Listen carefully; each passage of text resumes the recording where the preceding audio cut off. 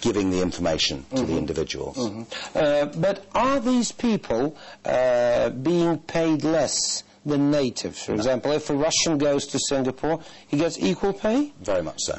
Very much so. But what's the point of an employer? Because he doesn't have enough people around there? Exactly. Skill shortages. The skill shortages we talked about earlier on with regard to Russia, they apply to all major developing countries. If you exclude India and Turkey, every other country has a problem with except India and Turkey. India and Turkey, the average population, 40% of the population or thereabouts, is under 30. Pretty much every other country of note with regard to my business has a massive shortage. The demographics are the other way around. So it's globalization we're talking Very about. much so. It's like whenever there's shortage of drinks somewhere, Coca-Cola's there. Precisely. Precisely. Okay, now, how do you estimate the quality of Russian labor force? Say graduates, young professionals? That's a very good question. Again, it's hard to generalise. There are some very, very good. Well, first of all, most of them know English, which is good. That's a big advantage, because English is lingua franca. I mean, that's what people speak in business generally, wherever we operate in the world. Most of the business we transact is in the English language. So knowing English is very important, and that's a significant skill. And I'd recommend anybody, whether they're in education now or they're working, that's a skill worth learning, because it will benefit you in your career. Second after Russian. Absolutely. If you're working in Russia, you have to have Russian as well, I think, for the moment. Okay. Is there a difference today between the Russian professionals and the international professionals? I mean, I'm just repeating my question once again. Is Russian labor force competitive on Western markets? Definitely. Really? Definitely. Graduates, young professionals? It's difficult to generalise about graduates. Professionals, definitely. Skills learned in Russia with international companies are transferable, and skills learned in New York or London are transferable. So that's why people move around. What professions are we talking about? What skills? I think accountancy, the law, IT or technical or telecommunications, massive shortages in that. I mean, in the UK, I don't know the numbers for Russia, but in the UK, there are 140,000 job opportunities for IT professionals as of any one day, but only 14,000 people qualify every year.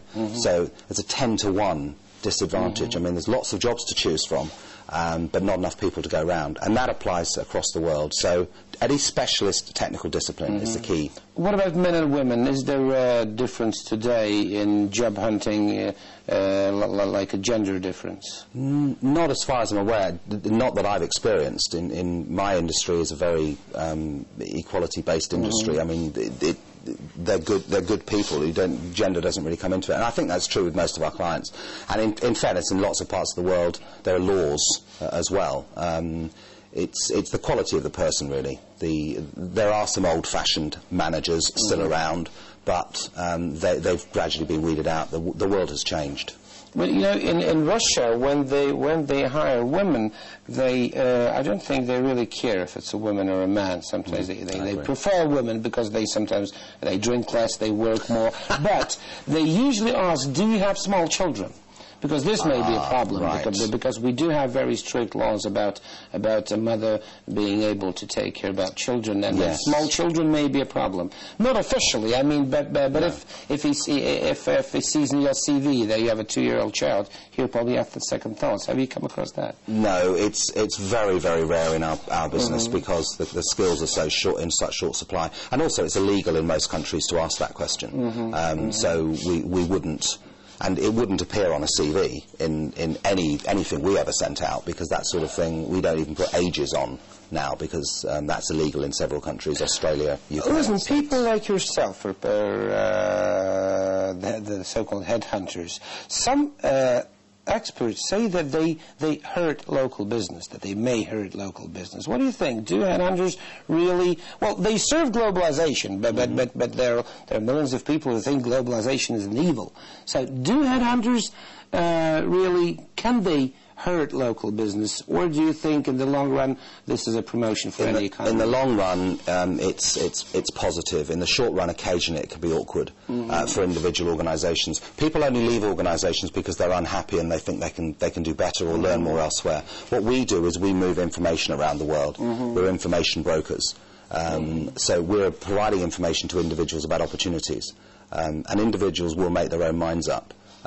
No company has a right to retain its employees. It's its responsibility to ensure that it's providing the right environment for individuals to stay there. Whether you're a recruitment business or an accountancy firm or an oil company, people don't have to be there. They do have choices, especially if they have skills. And it's the employer's responsibility to ensure that they want to be there, and not to moan if they don't. Is it the employer who pays you for Yes. So you get your money from the employer, not from Absolutely. the man that gets not from the individuals. No. Okay, and the reason I'm asking you about this, about job hunting hurting the economy, not because we talked about Russia seeking foreign labor, and you are here to give information to Russians that they may get twice what they get paid here abroad. Potentially. Potentially. So actually you're working against the plans of the Russian government. They want to invite people here, and you're saying, look, you've got more opportunities abroad. Countries, as I've just said about employers, countries have a responsibility to make the environment somewhere people want to come. The economic cycle will carry on regardless.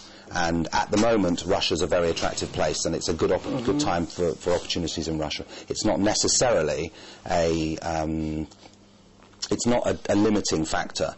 What we do is as I say, we move information and people around the marketplace. The people will go where they want to go. We can give specialist telco engineer can work literally anywhere in the world, and they will go where it's an interesting job, they've got great opportunities, and they can earn and learn. Thank you. Thank you very much for being with us. And just a reminder that our guest today was Graham Palfrey-Smith, a leading figure in the recruitment industry. That's it for now from all of us here.